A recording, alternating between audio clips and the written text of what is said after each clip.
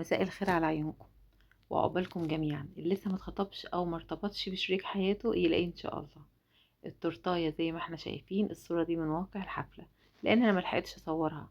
هقول لكم دلوقتي تفاصيل التورتايه معانا وخطواتها خطوه بخطوه، والتنفيذ بتاعها كان ازاي، وقد ايه هي كانت رقيقه وسيمبل خالص وهاديه.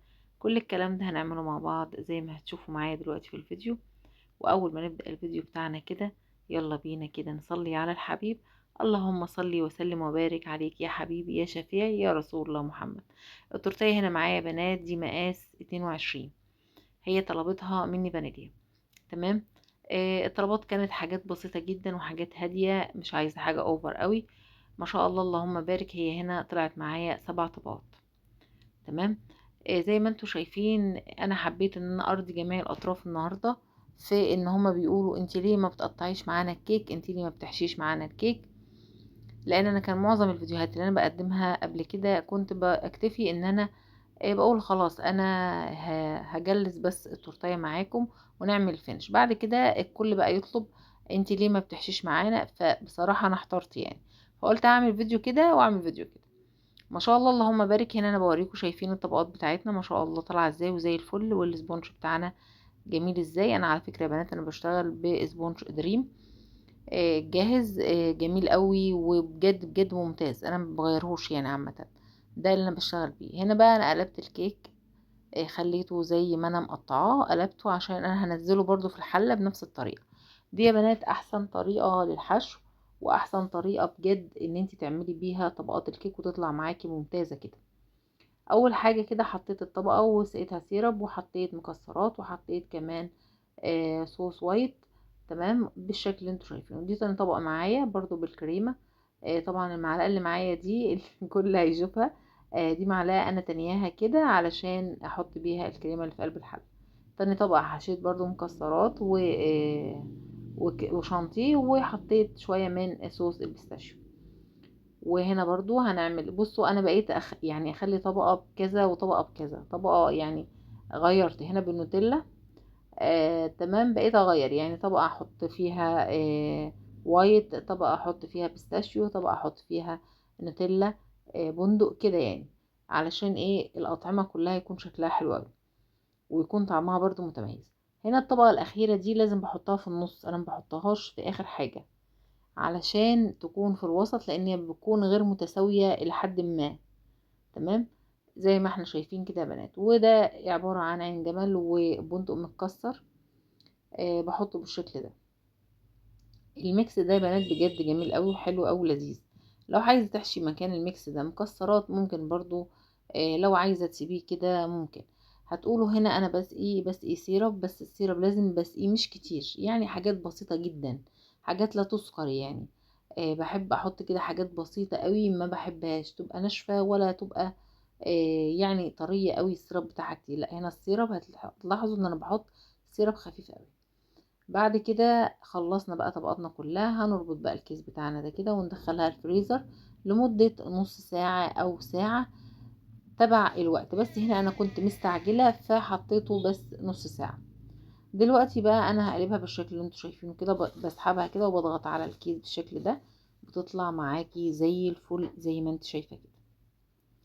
هسقي كده بشوية كده من السيرب، وبعد كده هبتدي ان انا اجلس التورتيه بتاعتي. شايفين الطبقات ما شاء الله طالعه زي الفل، مفيش طبقه التانية اكبر منها ولا الكلام ده، لا كل الطبقات زي بعضها بالظبط متساويه ومتماسكه وزي الفل.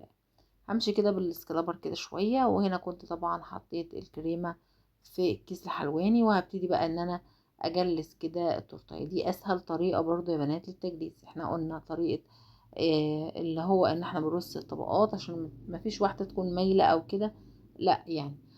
هنا بقى التورتايه انا ما حطيتش فيها دعامات. هتقولوا ما حطيتش فيها دعامات ليه؟ لان التورتايه انا اللي موصلاها الحفله، لان هي الحفله كانت زميله بنتي وانا اللي مودياها.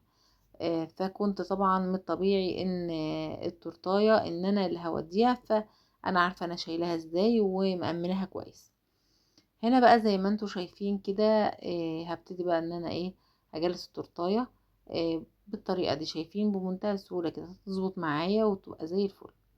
هنا طبعا الطبق الدوار ده يا بنات مع القواعد اللي هي المضغوطة اللي هي الابيض الحلوة دي، هتلاحظوا ان هو بيمشي، يعني مبيكونش ثابت. فهحط كده الضغط اللي هو اسمه الكوستر ده، بحطه كده تحت، بيكون من السيليكون بس بجد جميل قوي، يعني بيثبتها، ما بيخليهاش تجري على الستانلس. هنا بقى بجلس التورتايه بالشكل ده كده، وانا هرجع اضرب كريمه تانية يا بنات. يعني انا بصوا مش عارفه، كل اللي بيشتغل في المجال زيي بيتضايق من كده. انا بتضايق قوي لما بكون بشتغل وخلاص هفنش، وبص الاقي مثلا الشانتيه خلص على ما فيش، يعني ممكن على ربع كوبايه، ممكن على اقل من ربع كوبايه، واضطر ان انا اضرب تاني علشان ان انا اكمل. فهنا فعلا هو خلص مني، وانا اضطريت ان انا ضربت تاني. وحطيته كده في كيس حلواني، وهشتغل بيه زي ما انتوا هتشوفوا دلوقتي، علشان اعمل بيه الشكل اللي هو المجرنش اللي من بره للتورتايه، اللي هو اللي احنا شايفينه ده كده. بس كده، ده هنمليه بقى كريمة علشان ده الشكل بتاع التورتايه بتاعتنا، مش اكتر من كده. بصوا هي رقيقة جدا وهادية، وتورتايه بصوا في منتهى كده جمال، ويعني ذوقها هادي قوي. هتشوفوها دلوقتي، يعني حاجة كده سيمبل خالص وهادية. هي اللي طالبة حاجة، يعني عايزة حاجة ايه؟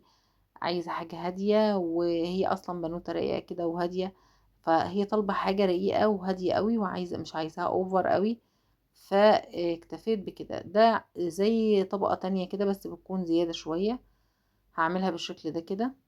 تمام. وطبعا يا بنات هي لازم تدخل التلاجة قبل ما افرنشها.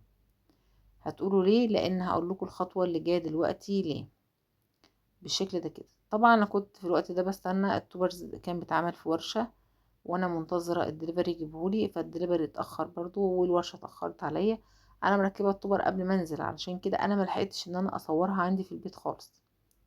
تمام كده. خلاص هناخد بقى التورتايه دي وندخلها التلاجة، هنقول لمدة ربع ساعة كده، وبعد كده هنطلعها علشان نلون بقى بالدست بالشكل اللي انتوا شايفينه ده. هلون بالدست، بلون اللي هو الدور التاني، يعني مش بلون الاولاني، انا لا بلون الدور التاني. هتلاحظوا هنا ان ما شاء الله اللهم بارك الدست ماشي ازاي، حلو قوي ومتماسك. بصوا ما شاء الله متماسك جدا، يعني مش ناقصه اي حاجه. بس ده بس اللي انا هعمله فيها بدست، مش اكتر من كده. الباقي عباره عن سبرينكلز كريسبي كبير زي ما انتوا شايفين كده، وبعد كده هحط سبرينكلز برضو كبير تحت. هنوع يعني، والسبرينكلز مش كله حجم واحد يعني. انا حتى هنا يعني بصوا انا بخلصها وانا مستعجله جدا يعني. هتلاحظوا دلوقتي ان انا يعني بصوا بخلص وانا مستعجله. فهبتدي كده ان انا احط كده شويه من الكريسبي، هوزعهم كده بطريقه كده بسيطه فوق، ومن تحت بس على الطبقة اللي هي اللي تحت خالص دي. هحط كده كام واحدة كده بالراحة، يعني حاجات بسيطة كده لا تذكر، هحطها زي ما انتوا شايفين كده.